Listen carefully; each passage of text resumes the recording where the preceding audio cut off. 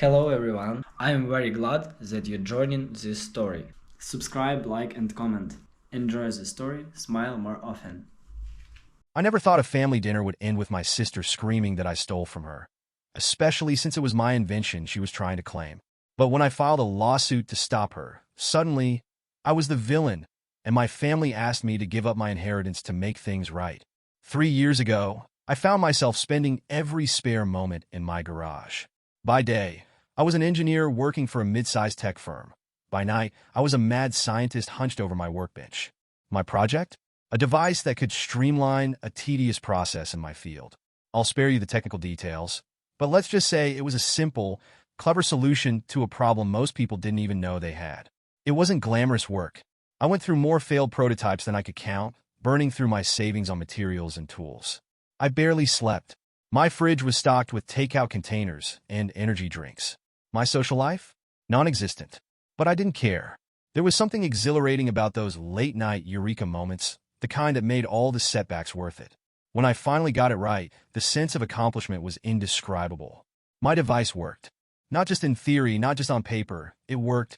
It was the kind of innovation that was small enough to fly under the radar, but useful enough to catch the attention of the right people. So, I filed for a patent. I wasn't entirely sure what would come of it, but I knew I had something valuable. Around the same time, my sister Olivia started showing more interest in what I was doing. We'd always been close, or at least as close as siblings with wildly different personalities could be. Olivia was the life of the party, the kind of person who could charm her way into any room. She'd always had a flair for dramatics and a tendency to exaggerate, but I loved her for it. She started dropping by my garage more often, usually under the pretense of checking in on me. "You've been holed up in here for weeks," she'd say, handing me a coffee like she was doing some kind of intervention. She'd ask about my progress, throwing out ideas and suggestions. Most of them wildly impractical, but well-meaning. At one point, she joked, "If this thing takes off, I'll be your manager. I'm great at marketing, you know." I laughed it off. She had no background in business or tech, but her enthusiasm was endearing. I didn't think much of it at the time. Why would I? She was my sister. A year later, everything changed. By some miracle, or maybe just sheer determination, I managed to land a licensing deal with a mid-sized company. They saw the potential in my invention and offered me a contract that would pay me royalties on every unit sold. It wasn't an overnight fortune, but it was enough to make a real difference in my life. For the first time, I felt financially secure. The day I signed the deal, I called Olivia to share the news. She sounded genuinely thrilled for me, her excitement bubbling through the phone. "I knew you'd make it," she said. "This is just the beginning." At that moment, I believed her. I thought she was proud of me, that she saw this as a win for both of us in some way. Little did I know, she was already weaving herself into the narrative of my success. A few months after I signed the deal, Olivia invited me to a party at her place to celebrate her new job. It was one of those events she loved to throw, a mix of old friends, new coworkers, and people she'd met at random and somehow convinced to show up. Olivia had always been a social butterfly, and her ability to connect with anyone was something I admired, even if I couldn't quite replicate it myself. I arrived late as usual, carrying a bottle of wine because I'd forgotten to RSVP and figured it was the polite thing to do. Olivia greeted me at the door with a big hug, practically buzzing with excitement. She looked radiant, the center of attention as always, and I was genuinely happy for her. The night was going smoothly, drinks, laughter, the usual small talk. Then came her toast. She clinked a spoon against her glass and stood on a chair, smiling as everyone quieted down. "I just want to thank everyone for being here tonight," she began, her voice warm and confident. "And to celebrate not just my new job, but also some amazing things happening in the family." I smiled, assuming she was about to talk about my recent deal. But then the words that came out of her mouth made my stomach drop. "I'm so proud of the work my brother and I did on our invention," she said, raising her glass. "It's been incredible seeing it come to life, and I'm so grateful for the opportunity to have contributed to something that's making a difference. Cheers to teamwork and family." For a second, I thought I must have misheard her. Our invention? Contributed? I looked around, expecting someone else to notice how ridiculous this was, but everyone was clapping and smiling. Olivia beamed, soaking up the applause like a performer after a standing ovation. After the toast, I pulled her aside, trying to keep my voice steady. "Olivia, what was that about? Our invention? You didn't work on it at all." She waved me off like I was being dramatic. "Oh, relax," she said, taking a sip of champagne. "It's just a little white lie. People love a good story. It makes me look more interesting, and it's not like it hurts you. It does hurt me, I said, my voice sharper than I intended. You're taking credit for something you had nothing to do with. Do you have any idea how much work I put into that? She rolled her eyes. Don't be so sensitive. Nobody actually cares about the details. It's just for fun. I wanted to press her further, but we were interrupted by a friend of hers who wanted to take a group photo. Olivia gave me a look that said, "We'll talk about this later." I spent the rest of the night feeling like I was in some kind of alternate reality where up was down, and my sister had decided she was part of my project without even asking. I thought it would end there, that she'd realize she'd crossed a line and let it go. But Olivia had a way of doubling down when she knew she was wrong. The next day, I saw a post on her Instagram that made my blood boil. It was a photo of her from the party standing with a group of people I didn't recognize. The caption read, "Celebrating big wins and hard work. So proud of what my brother and I accomplished with our invention. Here's to more success ahead." I couldn't believe it. It wasn't just a vague mention anymore. She was actively claiming credit for my invention. Worse, some of her friends had commented things like, "Wow, that's amazing. You're such a genius." And, "Your brother is so lucky to have you as a partner." I texted her immediately. "We need to talk. Take that post down." She replied hours later with a dismissive, "What's your problem? Can't you just be happy for me?" The breaking point came a week later when someone from my professional network forwarded me an article Olivia had shared on LinkedIn. It was an interview with her about her career journey, and in it, she talked about her role in co-developing my invention. She even went as far as to say that the concept had been inspired by conversations we'd had growing up, as if she'd been the muse behind my work. I called her that night, furious. "Olivia, what are you doing? Do you even understand how bad this looks? You're lying to people?" She sighed, like she was tired of explaining something obvious to a child. "Why are you so worked up about this? I'm your sister. Family is supposed to share things, not keep score. You're making money, and I'm just getting a little recognition. What's the big deal?" "The big deal," I snapped, "is that you're undermining everything I've worked for. If people start thinking you were involved, it could cause legal issues with my patent. Do you even understand how serious this is?" Her tone turned icy. "Wow, you're really going to get all legal on me? Over family? That's disgusting." I hung up before I said something I couldn't take back. For the first time, I realized this wasn't just a misunderstanding or a harmless exaggeration. Olivia genuinely believed she was entitled to my success, and she wasn't going to stop until she got what she wanted. I felt like I was in a bad movie, the kind where the villain isn't some stranger, but someone you've trusted your entire life. And the worst part? This was only the beginning. The first inkling that Olivia's lies were spiraling out of control came with a call from the company I had licensed my invention to. At first, I thought it was just another routine check-in. Their legal team sometimes reached out with questions about the patent or potential updates to the licensing agreement, so I didn't think much of it. But this call was different. "We've had some communication from someone claiming to be a co-creator," the representative said, his tone polite but laced with concern. "She says her name is Olivia, and she's asserting that she was a partner in the development process. She's even provided some vague documentation that suggests a shared creative role." My stomach dropped. For a moment, I couldn't even respond. I felt like I was in a nightmare, trapped in a scenario too absurd to be real. "Wait, are you saying my sister contacted you?" "Yes," the rep said, clearly uncomfortable. "She's requested that we renegotiate the licensing agreement to include her as a beneficiary. We wanted to clarify your working relationship with her before taking any action." I spent the next 20 minutes explaining the situation, my voice barely steady as I laid out the truth. She had absolutely no involvement in the invention. None. I have all the original schematics, the timestamps on the prototypes, the emails, everything. It was entirely my work. She's just making this up." The rep sounded sympathetic, but hesitant. "We appreciate the clarification, but this does complicate things for us. If there's any merit to her claim, or if she decides to pursue legal action, it could create a lot of headaches for everyone involved. We'll need to consult with our legal team to determine the best course of action." I hung up feeling sick. My hands were shaking, and I had to sit down to process what had just happened. Olivia wasn't just talking about my invention to boost her ego or impress her friends. She was actively trying to insert herself into the business side of things. She was meddling in something she didn't understand, and her actions could have serious consequences. That evening, I called her, my anger barely contained. "What the hell is wrong with you?" I demanded as soon as she picked up. "You called my licensing partner and tried to claim you were a co-creator? Do you have any idea what kind of mess you've just made?" "Calm down," she said, her tone annoyingly casual. "I didn't do anything wrong. I just told them the truth. The truth.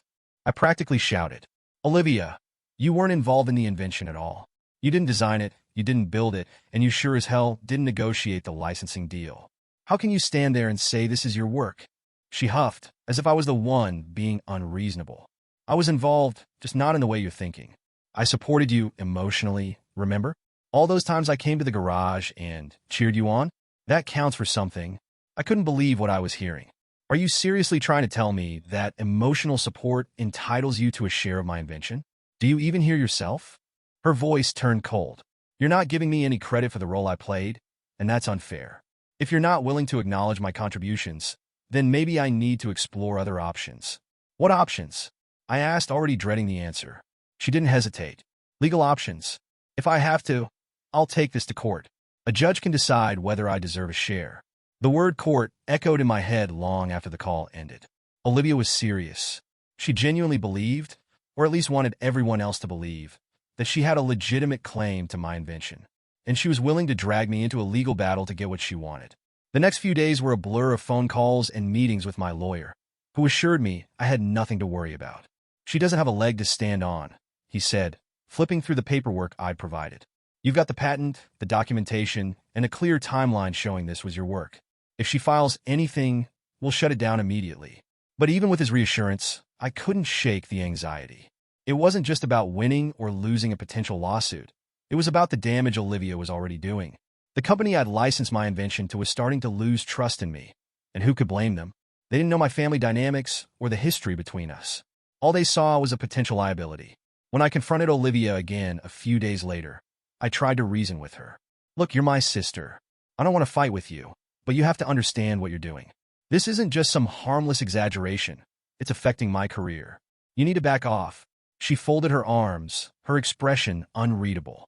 I'll back off when you give me what I'm owed. You're not owed anything, I said, my frustration boiling over. You didn't do the work. This is my invention, my success. Why can't you just be happy for me instead of trying to take credit? Her voice softened, but it wasn't comforting. It was calculated. You don't get it, do you? This isn't just about the money. It's about recognition. I've always been the one cheering you on, the one in your corner, and now you're acting like I don't matter. Like I'm just disposable. Her words caught me off guard, but only for a moment. That's not what this is about, and you know it. You're twisting this into something it's not. She shrugged. Believe what you want. But if you don't want this to get ugly, you should think about making me an offer. Otherwise, I'll do what I have to do. I walked away from that conversation with a sinking feeling that this was far from over. Olivia wasn't going to stop until she got what she wanted, and I wasn't sure I had the strength to fight her. But what choice did I have? This was my work, my future, and I wasn't about to let anyone, not even my sister, take it from me. It started with a knock on my door. I remember it clearly because it was early in the morning, and I was still nursing my first cup of coffee. When I opened the door, a man in a suit handed me an envelope and said, "You've been served." For a moment, I just stood there, the words not fully sinking in. Then I looked down at the papers. Olivia had filed a lawsuit against me. The document claimed she was a co-creator of the invention and was seeking damages for what she called lost earnings and intellectual property theft. I must have read the first page 10 times, trying to make sense of it. How could my own sister do this to me? My lawyer, Alex, was calm and reassuring when I called him later that day. I figured this might happen, he said, flipping through the papers as we sat in his office. The good news is she doesn't have a strong case. You've got the patent, the designs, the prototypes, everything you need to prove this was solely your work. That's great, I said, though my voice lacked conviction. But this isn't just about winning, Alex. It's about what this is doing to my reputation. She's out there telling people I'm stealing from her. My family's already starting to take her side. Alex leaned back in his chair, his expression thoughtful. Unfortunately, that's part of her strategy. She knows she can't win on the merits of the case, so she's trying to win in the court of public opinion. It's dirty, but it's common in cases like this. He was right. Over the next few weeks, Olivia turned her charm up to 11, spinning a narrative that painted her as the underdog in a family feud. She told anyone who would listen that she had been instrumental in developing the invention, but was being shut out by her greedy brother. The fallout was swift and painful. My parents, who had always been the glue holding our family together, didn't know how to handle the situation. My mom called me one night, her voice shaky. "Can't you just talk to her?" she pleaded.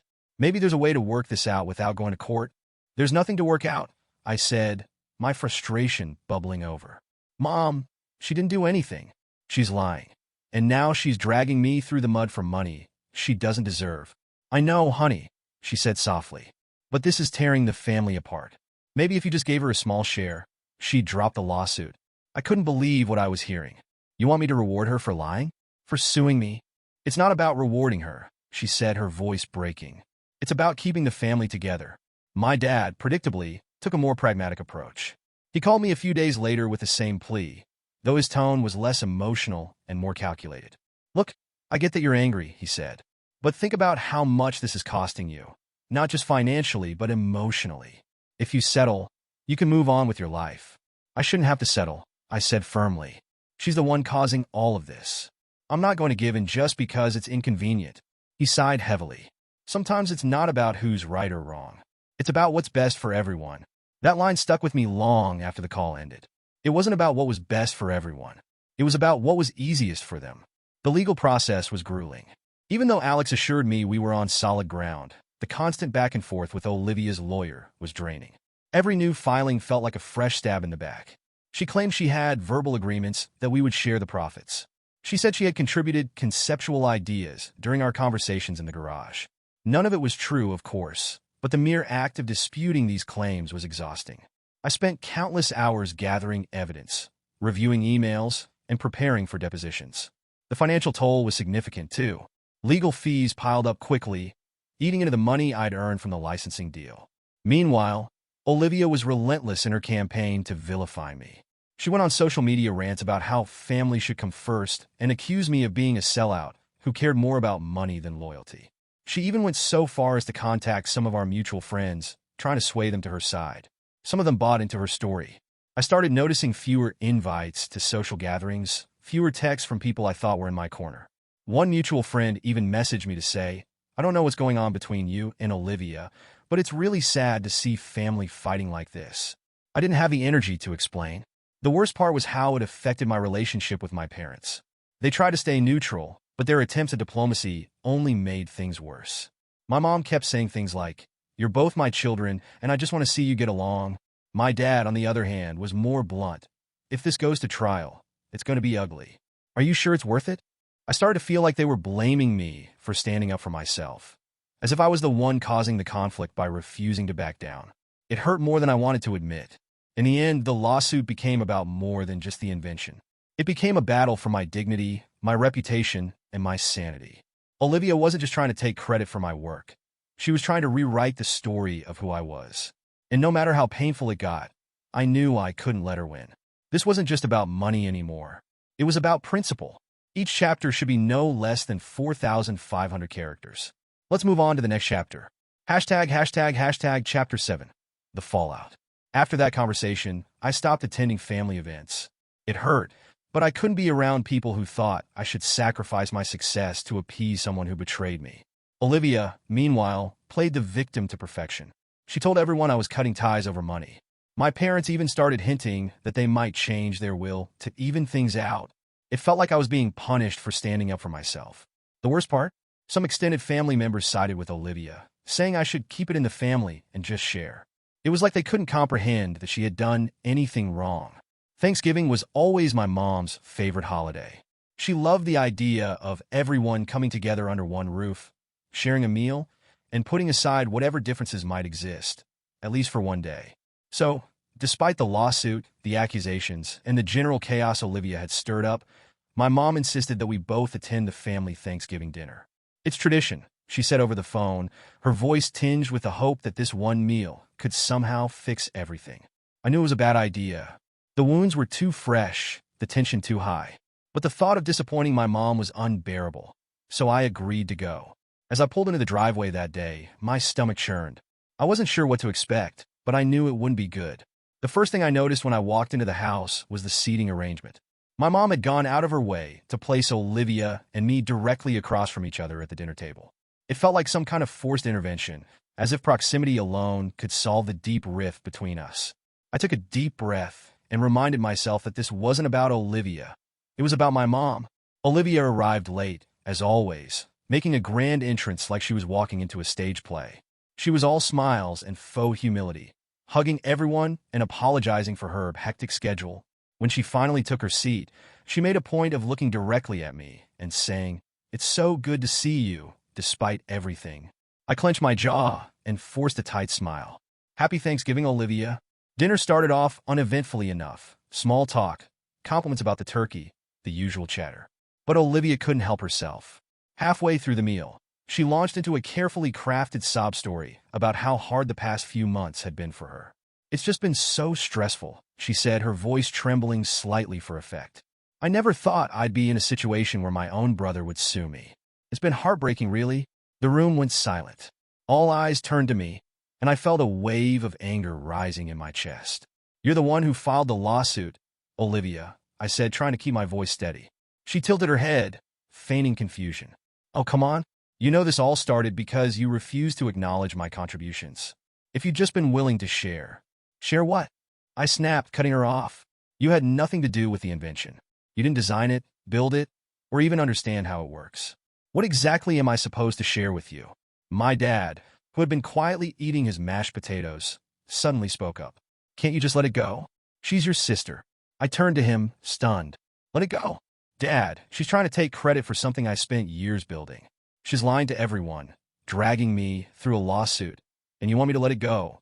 "You're both acting like children," he said, his voice sharp. "This family has been through enough. We don't need this kind of drama ruining Thanksgiving." It hit me like a punch to the gut. My dad wasn't angry at Olivia for lying or for trying to steal my work. He was angry at me for not playing along. My mom chimed in, her voice soft and pleading. "Sweetheart, maybe there's a way to compromise. This can't be worth losing each other over." "There's nothing to compromise on," I said, my frustration boiling over. "This isn't a misunderstanding. She's actively trying to steal something I created and profited from. It's not about forgiveness or moving on. It's about right and wrong." Olivia let out a dramatic sigh. "See? This is what I've been dealing with. He's so stubborn, so unwilling to see anyone else's perspective. It's all about him." The rest of dinner was a blur. Every attempt I made to explain my side was met with resistance or dismissal. My dad kept saying things like, "We're family. We shouldn't be doing this to each other," while my mom looked on, her eyes filled with disappointment. Olivia, meanwhile, played the role of the wounded victim to perfection, casting herself as the reasonable one who just wanted peace. By the time dessert was served, I couldn't take it anymore. I excused myself and went outside, needing fresh air to clear my head. The cold November breeze stung my face, but it was nothing compared to the ache in my chest. For the first time, I realized that my family wasn't on my side. Not really. They cared more about keeping the peace than about what was right. They didn't want to confront the uncomfortable truth about Olivia's actions, so they chose the path of least resistance, blaming me for not letting it go. When I left that night, I knew something had shifted permanently. Thanksgiving had always been a time for connection, a moment to put everything else aside and just be a family. But this year, it felt like I was saying goodbye to that version of us. As I drove home, I couldn't shake the feeling of betrayal. My family, the people who were supposed to support me unconditionally, had taken a stance that made me the villain in my own story. And Olivia? She was thriving in the chaos she'd created, feeding off the sympathy and attention like it was a prize she'd earned. That night, I made a decision. If my family couldn't see the truth, I would have to fight this battle on my own. I wasn't going to back down, no matter how much it hurt. Sometimes, standing up for yourself means standing alone, and I was ready to do just that. The day Olivia's case was dismissed should have been one of the most triumphant moments of my life. For months, my lawyer, Alex, had worked tirelessly to dismantle every false claim she'd made. He combed through emails, pieced together timelines, and even brought in an expert witness to verify the originality of my invention. By the time we walked into the courtroom for the final hearing, it was clear Olivia had no legal standing. When the judge dismissed her lawsuit, citing a complete lack of evidence, I felt a weight lift off my shoulders. The ruling was unequivocal. My invention was my work, and Olivia had no claim to it. I expected relief, maybe even vindication. But the moment I stepped outside the courthouse, reality hit me. This wasn't over. Not really. My parents hadn't attended the hearing, claiming they didn't want to take sides. Olivia hadn't shown up either, sending her lawyer to deliver the bad news on her behalf. Instead of celebrating, I found myself driving home in silence, wondering what the fallout would be. It didn't take long to find out. 2 days later, My mom called and asked me to come over for a family discussion. Her tone was cheerful, almost too cheerful, like she was trying to mask the tension bubbling beneath the surface. When I arrived, both my parents were waiting in the living room. My dad sat in his recliner, arms crossed, while my mom perched on the edge of the couch with a strained smile. I didn't have to ask what this was about. I could feel it in the air. "We've been talking," my mom began, her voice overly careful, "and we think it's time to move past all this unpleasantness. The lawsuit is over, and that's a good thing. But Olivia is still family, and we need to find a way to heal." I stared at her, waiting for the other shoe to drop. "Okay, what exactly does that mean?" My dad leaned forward, his expression stern. "It means you need to make things right with your sister." I couldn't believe what I was hearing. "Make things right? Are you serious? She just spent months trying to steal my work, dragging my name through the mud, and wasting thousands of dollars on a baseless lawsuit. How am I supposed to make that right?" My mom placed a hand on my dad's arm, as if to calm him down. "We're not saying you did anything wrong, sweetheart. But Olivia's been through a lot." "She's been through a lot?" I interrupted, my voice rising. "What about what I've been through? She's the one who started all this." My dad cut in, his tone sharper now. "We're not here to argue. The point is, Olivia feels like she's been left out. And while the court sided with you, it's clear she believes she had a role in your success, even if it wasn't recognized legally. So what?" I snapped. "She believes it. So I'm supposed to go along with it? That's not how this works." My mom took a deep breath, as if bracing herself for what she was about to say. "We think you should consider sharing part of your inheritance with her." For a moment, I thought I'd misheard her. Then I laughed, a short, bitter laugh that sounded more like a cough. "You're joking, right? Please tell me you're joking." Neither of them laughed. "You're serious," I said, my voice flat. "You actually want me to give Olivia part of my inheritance? Why? So she'll stop throwing tantrums?" "It's not about that," my dad said firmly. "It's about being the bigger person. You've already won. You have the patent, the royalties, everything. Olivia, on the other hand, feels like she's been left behind. She's your sister. Don't you think you owe it to her to help her out?" I stood up, shaking my head. "No, I don't owe her anything. If you're so concerned about Olivia, why don't you give her your share of the inheritance?" My mom's face fell, and my dad's jaw tightened. "Don't be ridiculous," he said. "This isn't about us. It's about you doing the right thing." I laughed again, this time louder and harsher. "The right thing? You mean letting Olivia get away with everything she's done and rewarding her for it? Sorry, but I'm not interested in enabling her delusions." My mom reached out, her voice softening. "Honey, we're just trying to keep the family together. This doesn't have to be a big deal. A gesture like this could go a long way in repairing things between you two." I took a step back, looking at them like they were strangers. "Do you even hear yourselves? You're asking me to sacrifice what I've worked for just to make Olivia feel better. Do you even care what this has done to me?" My dad sighed, rubbing his temples. "We care, but this isn't just about you. It's about the family. If you keep fighting, it's only going to drive us further apart." I shook my head, the disappointment settling deep in my chest. "No, Dad. What's driving us apart is Olivia's selfishness and your refusal to call her out on it. I'm not the one tearing this family apart. You are, by enabling her."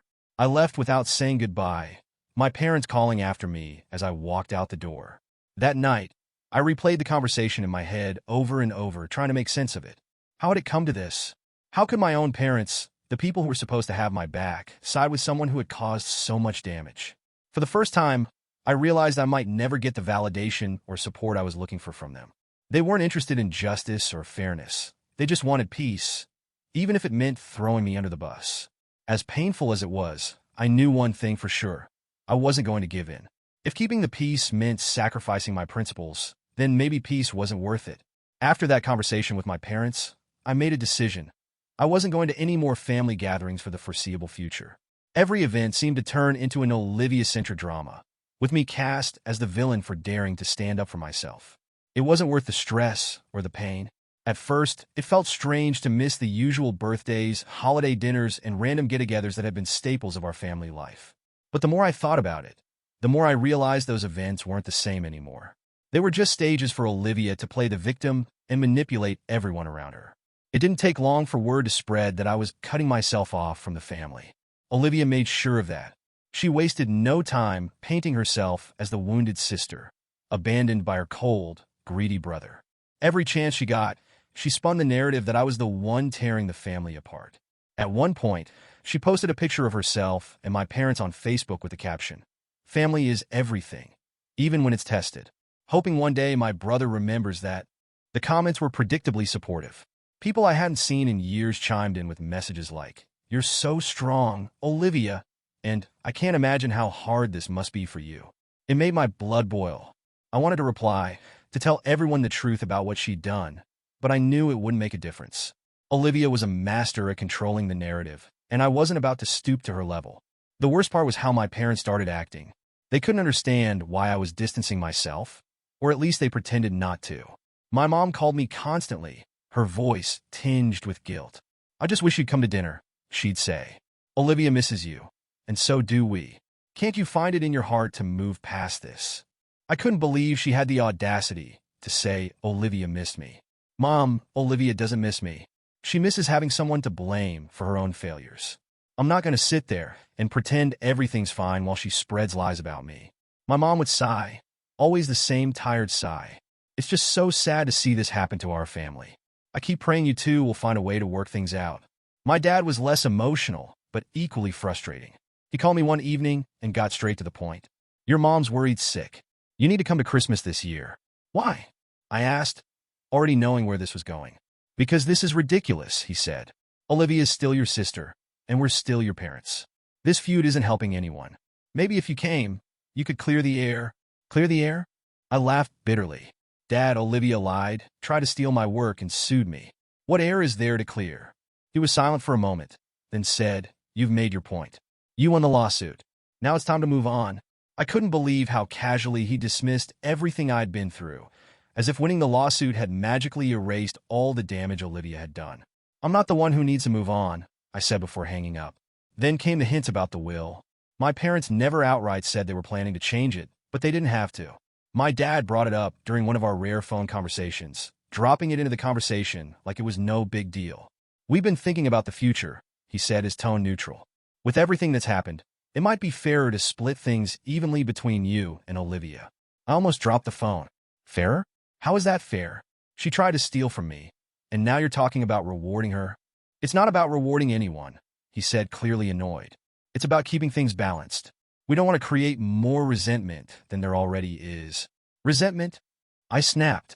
"You think I'm the one who's going to resent this? She's the one causing all the problems, and you're bending over backward to appease her. Do you even hear yourselves?" "Don't raise your voice," he said sharply. "We're trying to do what's best for the family." The conversation ended with neither of us satisfied. It was becoming painfully clear that my parents' definition of what's best for the family was code for whatever keeps Olivia from throwing another tantrum. To make matters worse, some of our extended family started chiming in, parroting Olivia's version of events without even bothering to hear mine. A few cousins reached out with well-meaning but infuriating messages like, "I know things have been tough, but you and Olivia should really try to patch things up. Life's too short for grudges." Grudges. That's what they thought. This was a petty grudge. As if Olivia hadn't spent months trying to destroy my career and my reputation. As if I was the one refusing to let go. One particularly galling moment came when my aunt, who hadn't spoken to me in years, called out of the blue. "I just wanted to check in," she said, her voice dripping with fake concern. "Olivia's been so upset about everything. You know, she's really hurting. Maybe you should think about reaching out to her." "Hurting?" I repeated, barely able to contain my frustration. "She sued me, Aunt Linda. She lied about me, tried to steal my invention, and dragged our family into a mess she created. How exactly am I the one who needs to reach out?" "Well," she said hesitantly, "sometimes it's better to be the bigger person. Family is family, after all." That phrase, "family is family," became a recurring theme. It was as if Olivia's actions didn't matter because we shared DNA. Every time someone used it, I wanted to scream. Family shouldn't be a get-out-of-jail-free card for bad behavior. As the months passed, I started to realize just how deeply Olivia had manipulated everyone around her. She was the perfect victim, spinning tales of how my success had gone to my head and how I'd forgotten the people who helped me along the way. Never mind that she hadn't helped me at all. Facts didn't matter in Olivia's version of events. The worst part wasn't the lies or the betrayal. It was the realization that so many people were willing to believe her, even when the truth was staring them in the face. It felt like I was shouting into a void, my voice drowned out by Olivia's relentless need for attention and validation. I started to wonder if I'd ever be able to repair the damage she'd done, not just to my reputation, but to my relationship with my family.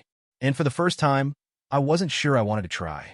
Just when I thought I was completely on my own in this battle, my phone buzzed with a text from an unexpected source. My cousin Emily. She was my dad's sister's daughter. And while we'd never been especially close, she was always the one who seemed to have her life together. A successful corporate lawyer, Emily had a reputation for being no-nonsense and fiercely intelligent. The message read, "Can we talk? I've been following the situation with Olivia, and I think I can help." I stared at my phone, torn between skepticism and curiosity. What could Emily possibly do? Still, I was desperate for even a shred of support, so I called her. The first thing she said when she picked up was, "I believe you." Those 3 words hit me harder than I expected.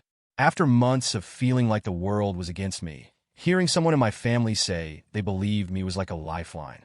"I've been staying out of it because, frankly, family drama isn't my thing," she continued. But the more I've heard, the more I realized Olivia's story doesn't add up. And honestly, this isn't the first time she's done something like this. That caught my attention. "What do you mean?" Emily hesitated for a moment before saying, "A few years ago, Olivia tried to take credit for a project I was working on at school. It wasn't a big deal, just a group assignment, but she made it sound like she'd done most of the work when she hadn't even contributed. At the time, I thought it was just typical Olivia behavior, but now I'm seeing a pattern.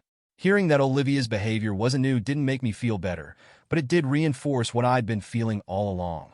This wasn't about the invention. It was about Olivia's need for validation, no matter who got hurt in the process. Emily wasn't just reaching out to commiserate. She had a plan. "We need to set the record straight," she said firmly. "Not just for you, but for the rest of the family. Olivia's spinning this narrative that makes you look like the bad guy, and people are buying it because they don't know the truth. If we lay everything out, facts, timelines, evidence, she won't have a leg to stand on." Her confidence was reassuring, but I was hesitant. Even if we prove she's lying, my parents don't want to hear it. They just want me to let it go and play nice. "Let me worry about them," Emily said. "We'll approach this logically. If they still want to bury their heads in the sand after seeing the truth, that's on them. But at least the rest of the family will know what's really going on." For the first time in months, I felt like I wasn't fighting this battle alone. Over the next few weeks, Emily and I worked together to gather everything we needed for a family meeting. She helped me organize my documentation into a clear, concise presentation. We included the patent filing, emails detailing the invention's development, and photos of the prototypes at various stages, all with timestamps that proved Olivia had no involvement. Emily also helped me prepare for the inevitable emotional backlash. "Stay calm, no matter what they say," she advised. "The moment you get angry, they'll accuse you of being irrational. Let the facts do the talking." When the day of the meeting arrived, I was a bundle of nerves. We'd arranged for it to take place at my parents' house, partly because it was neutral territory and partly because it would make it harder for my parents to avoid attending. The room was tense from the moment I walked in. My parents sat on one side of the dining table, their expressions wary. Olivia was already there, looking smug and confident, as if she expected this to be another opportunity to play the victim. A handful of extended family members, including some of the cousins who'd been vocal about keeping the peace, filled out the rest of the seats. Emily stood next to me as I began my presentation. I started by calmly outlining the timeline of my invention, showing each step of the process and the evidence to back it up. Every email, every design draft, every prototype photo painted a clear picture. This was my work, and Olivia had nothing to do with it. When I finished, there was a long silence. Olivia was the first to speak. "This doesn't change anything," she said, her voice dripping with disdain. "I was there for him emotionally. He wouldn't have made it this far without my support." Emily stepped in before I could respond. "Emotional support doesn't entitle you to claim someone else's work as your own," she said, her tone sharp. "What you've done isn't just unethical, it's potentially illegal. If you continue to spread false claims, you could face serious consequences." Olivia's face flushed, but she didn't back down. "This is ridiculous. I'm not going to sit here and be attacked." "No one's attacking you," Emily said coolly. "We're presenting facts. If you have evidence to support your claims, now's the time to share it." Olivia didn't say anything. She just crossed her arms and glared at me, her smug confidence replaced with simmering anger. To my surprise, some of the extended family members started to speak up. "I had no idea you went through all that to develop the invention," one cousin said. "I guess I just assumed Olivia was telling the truth. I'm sorry for not asking you about it sooner." Others nodded, murmuring their agreement. Slowly but surely, the tide was turning. But my parents? They were unmoved. When the meeting ended, my mom pulled me aside, her face a mixture of sadness and frustration. "I still think this could have been handled differently," she said. "You didn't need to involve everyone like this. It just feels harsh." Harsh, I repeated, struggling to keep my voice steady. "Mom, Olivia spent months lying about me and trying to steal what I built. This was the only way to set the record straight. She's still your sister," my mom said softly. "And I'm still your son," I shot back. "But that doesn't seem to matter as much." As I left the house that day, I felt a strange mix of relief and sadness. The meeting had been a success. Most of the family now understood the truth. But my parents' refusal to hold Olivia accountable was a painful reminder of how deep their denial ran. Still, for the first time in a long time, I felt like I wasn't completely alone. Emily had my back, and the support from some of my cousins gave me hope that not everyone in the family was willing to turn a blind eye. It wasn't a perfect resolution, but it was a start. And for now, that was enough. After the family meeting, I felt lighter than I had in months. For the first time, I wasn't drowning in the weight of Olivia's lies or the constant need to defend myself. Emily's support and the understanding I'd received from some of the family had given me a lifeline. But as much as I wanted to believe the worst was behind me, I knew the battle wasn't truly over. My parents remained unmoved, clinging to the idea that Olivia's behavior was just a misunderstanding blown out of proportion. Olivia herself didn't back down either. She simply shifted tactics. While she was quieter about her claims in public, likely fearing the legal consequences Emily had warned her about, she found more subtle ways to needle me. She started spreading rumors within the family about how the meeting was a calculated attack orchestrated by Emily and me to humiliate her. She made vague, backhanded comments about how money changes people and tears families apart. It was exhausting, and I quickly realized I couldn't keep trying to correct her narrative. One evening, I sat in my quiet apartment, staring at my phone. My parents had called earlier, leaving a voicemail asking if I would join them for dinner to talk things through. Olivia wasn't mentioned, but I knew she'd be the invisible third guest at that table. I'd spent so much of the past year fighting, to prove my point, to defend my work, to hold Olivia accountable. But I was starting to wonder if all that effort was worth it. Every argument, every conversation with my parents or extended family felt like running on a treadmill, lots of effort with no forward progress. Emily's advice echoed in my head. Stay calm, stick to the facts, and don't waste energy on people who refuse to see the truth. That's when it hit me. I had a choice. I could keep fighting this endless battle, pouring energy into convincing people who didn't want to be convinced, or I could walk away from my own sanity. For the first time, walking away didn't feel like giving up. It felt like reclaiming control. The next morning, I made the decision official. I blocked Olivia on every platform, social media, email, even her phone number. It was strangely cathartic, like finally shutting a door that had been left ajar for far too long. Then I called my parents. I kept the conversation brief, but firm. "I love you both," I said, "but I can't keep doing this.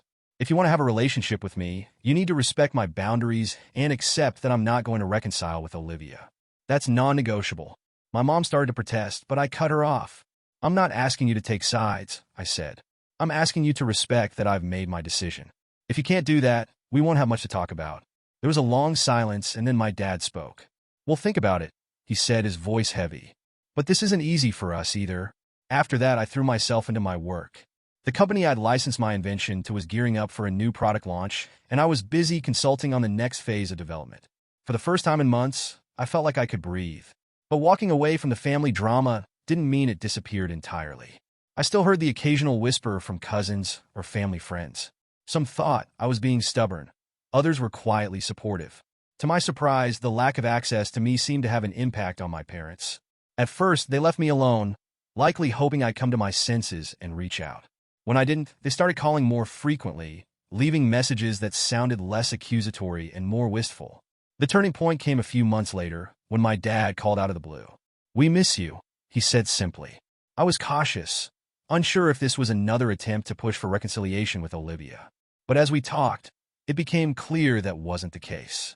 My dad admitted that while he still wished things could go back to the way they were, he understood why I'd made the choices I did. "Your mom and I have been talking," he said, "and we realize that we've been trying to fix things in the wrong way. We don't agree with everything you've done, but we don't want to lose you over this." It wasn't the full apology I'd hoped for, but it was a start. My mom followed suit a few days later, inviting me over for dinner with a promise that Olivia wouldn't be there. "We just want to see you," she said. No pressure, no drama. I accepted the invitation, though I kept my guard up. Dinner was awkward at first, the silence heavy with unspoken words. But slowly, the conversation turned to lighter topics: my work, their garden, a new recipe my mom had tried. It wasn't perfect, but it was progress. As I left that night, my mom hugged me tightly and said, "I know we've made mistakes. I just want you to know we're proud of you, no matter what." It would be a lie to say everything is fine now. My relationship with my parents is still fragile, and Olivia remains a distant shadow on the periphery of our family. But setting boundaries was the best decision I ever made. It gave me the space to focus on what truly mattered: my work, my mental health, and the relationships that brought me genuine joy. In the end, I realized that I didn't need to convince everyone of the truth. The people who mattered most would either come around or they wouldn't, and that was okay. I'd finally found peace, and for the first time in a long time, that was enough. It's been over a year since I made the decision to cut Olivia out of my life, and while the scars from that chapter still linger, I can honestly say I'm in a much better place. Looking back, it's astonishing how much time and energy I spent trying to untangle myself from the mess she created, how much space or drama occupied in my mind. Now, my world feels quieter, clearer, and infinitely more focused. My invention has taken on a life of its own. The licensing deal I secured has grown into a partnership with the company, and we're in the early stages of rolling out an updated version of the product. I'm proud of what I've accomplished, not just because it's been financially rewarding, but because it represents everything I've fought for: the late nights, the sacrifices, and the integrity I refuse to compromise. It's strange to think about how close I came to losing it all. Not because Olivia had any real claim to my work, but because her lies almost derailed my career. If I'd given in, if I'd let it go like so many people urge me to, I don't know where I'd be right now. Cutting Olivia out wasn't easy, but it was necessary. After I blocked her on everything, she made a few half-hearted attempts to reconnect through other family members, but I held firm. I've come to realize that there's no room in my life for people who undermine my success or use my achievements as a springboard for their own egos. My parents, to their credit, have mostly stopped pressuring me to reconcile. They still tiptoe around the subject from time to time, but they've accepted that Olivia and I are on separate paths. It wasn't an overnight transformation, but I think they've started to see the situation for what it really is. One of the most surprising developments has been the way my relationship with them has evolved. For a while, I wasn't sure we'd ever get back to a place where we could have a normal conversation without the specter of Olivia hanging over us. But slowly, we've rebuilt our connection. It's not perfect, and it probably never will be, but there's an unspoken understanding now. If they want me in their lives, they have to respect my boundaries. As for the rest of the family, it's been a mixed bag. Some relatives who initially sided with Olivia have come around after learning the full story, while others remain distant. I've learned to stop chasing their approval. If they want to believe Olivia's version of events, that's their choice. I can't control what other people think, and I've stopped trying. Emily, my cousin and unexpected ally, has become one of my closest confidants. Her support during the toughest moments of this ordeal reminded me that not all family relationships are toxic. Some can be a source of strength and solidarity. But perhaps the biggest lesson I've learned is about myself. For so long, I equated family loyalty with unconditional acceptance, even when it came at the expense of my own well-being. This experience forced me to reevaluate that belief. I realized that true loyalty isn't about turning a blind eye to bad behavior or sacrificing your integrity to keep the peace. It's about mutual respect, honesty, and accountability. Do I wish things had turned out differently? Of course. In a perfect world, Olivia would have celebrated my success without trying to claim it as her own. My parents would have supported me unequivocally, and my family wouldn't have been divided by lies and misunderstandings. But life isn't perfect, and neither is family. Sometimes, the people we love the most are the ones who hurt us the deepest. And sometimes, the hardest thing you can do is stand your ground, even when it means standing alone. I don't regret the decisions I made. They were painful, yes, but they were also necessary. By choosing to prioritize my own boundaries and well-being, I've reclaimed a sense of peace and self-respect that I didn't even realize I'd lost. Today, I'm focused on the future. My work continues to thrive, and I've started exploring new projects that challenge me in ways I never thought possible. I've also made it a point to invest in the relationships that truly matter, the ones built on trust and mutual support. If there's one thing this experience has taught me, it's that integrity isn't just about doing what's right in the eyes of others. It's about staying true to yourself, even when it's hard, even when it means making tough choices. So, to anyone who finds themselves in a similar situation, here's my advice. Don't be afraid to draw a line in the sand. Protect what you've worked for, and don't let guilt or manipulation convince you to compromise your values. Family loyalty is important, but it should never come at the expense of your own integrity. And if you ever have to stand alone, know that it's not the end of the world. Sometimes standing alone is the first step toward building a life that's truly your own.